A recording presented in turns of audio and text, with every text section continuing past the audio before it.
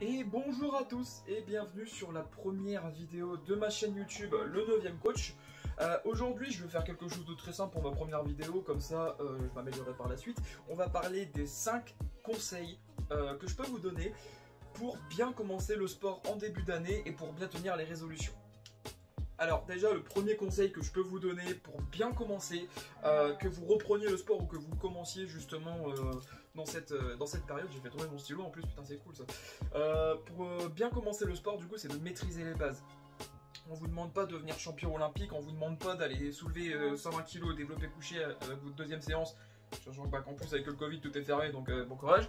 Mais faut bien maîtriser les mouvements de base, donc les mouvements de squat, de pompe, le gainage, les abdos, etc. Vraiment bien maîtriser les bases. Déjà d'une, ça permet de ne pas se blesser, ça permet aussi de mieux maîtriser les mouvements plus avancés, on va dire ça comme ça, par la suite si vous tenez le rythme justement, et ça on verra dans les prochains conseils comment faire. Mais c'est vraiment quelque chose de très important pour moi je trouve. Si on commence par les bases et on les maîtrise avant d'aller plus loin. Alors on va passer sur le deuxième conseil que je peux vous donner, c'est on va pas aller trop vite. On vous demande pas de taper 5-6 séances par semaine avec des séances de HIIT, de cardio, de muscu, après d'aller courir à pied, enfin d'aller courir, d'aller faire de la marche à pied ou d'aller courir ou d'aller faire je ne sais quoi. Prenez votre temps. Comme je disais dans le premier conseil, on maîtrise les bases et on y va à son rythme. On commence par aller 1-2 séances par semaine, histoire de prendre le rythme, histoire de savoir comment notre corps fonctionne, etc. Et après, on peut enchaîner quand on sent que notre corps prend un niveau au-dessus. On va pas aller demander à un débutant de faire 2 séances par jour, 4 fois par semaine, avec avec un régime en plus derrière. Ça va attendre secondes, donc il faut prendre le temps, on y va tranquillou, et c'est comme ça qu'on va durer. Alors je vais passer sur le troisième conseil que je peux vous donner. Putain, ma chaise grince, ça me casse les couilles. Le troisième conseil que je peux vous donner, ça va être de ne pas vouloir en faire trop. On va pas vous demander, comme je disais, en fait ça vient avec le deuxième conseil, on va pas vous demander, je vais pas vous demander, clairement pas, de vouloir tout enchaîner d'un coup. Votre corps il a besoin de repos, c'est pendant le repos que par exemple vos muscles vont se refaire, c'est là qu'ils vont prendre de la force, etc. Et c'est là que votre corps va s'habituer à une charge de travail supérieure. Si vous prenez pas de repos, si vous y allez, vous encaissez, au bout d'un moment, votre corps il va dire merde, et c'est là que les risques de blessure apparaissent, c'est là que vous progresserez plus, donc c'est là que vous perdrez de la motivation, donc c'est là que vous allez arrêter. C'est aussi simple que ça. On y va à son rythme, on y va tranquillement, on augmente au fur et à mesure, et on cherche pas à mettre la charrue avant les bœufs. J'adore cette expression, c'est génial. Je vais donc passer sur le quatrième et l'avant-dernier conseil que je peux vous donner. On ne cherche pas à se priver de tout et de n'importe quoi. Que ce soit niveau nutrition, que ce soit niveau vie sociale, etc.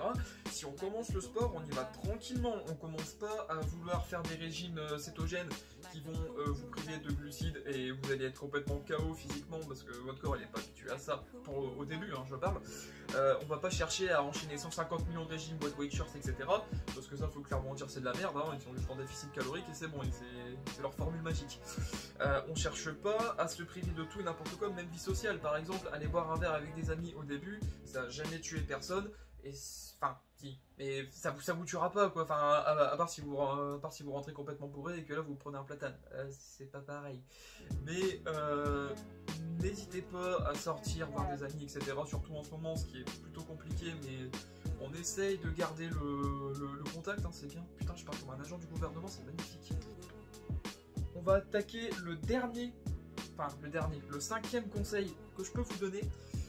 C'est on trouve de l'information très facilement en ce moment sur YouTube, sur Google, enfin sur tout et n'importe quoi. On entend parler tout le temps de remèdes miracles, de programmes d'entraînement intensif, brûle-graisse, etc. Non, les programmes brûle-graisse, ça marche pas. Enfin si, ça marche parce que vous allez être en déficit calorique, du coup vous allez perdre du poids. Mais quand je vois programme brûle-graisse spécial ventre, ça me fait doucement rire parce que la prise de muscle, on peut la cibler. La perte de gras, on pourra jamais la cibler. Il y a des études qui ont été faites, j'essaierai de vous mettre le lien dans la description, il y avait 2 groupes il y en a un qui s'entraînait, qui faisait un entraînement complet du corps, et un autre qui ne visait que les jambes.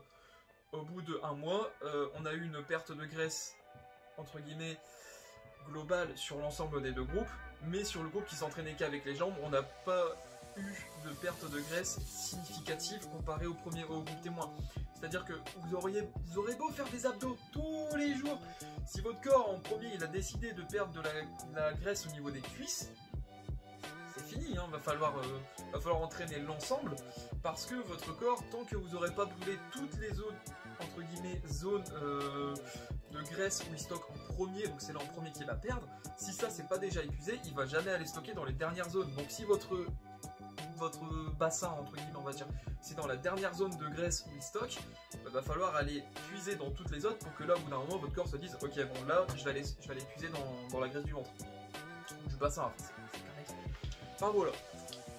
Voilà, j'ai terminé avec mes 5 conseils entre guillemets que je pourrais donner pour commencer ou pour reprendre le sport en cette début d'année et tenir les motivations et les résolutions qu'on a en début d'année. Hein.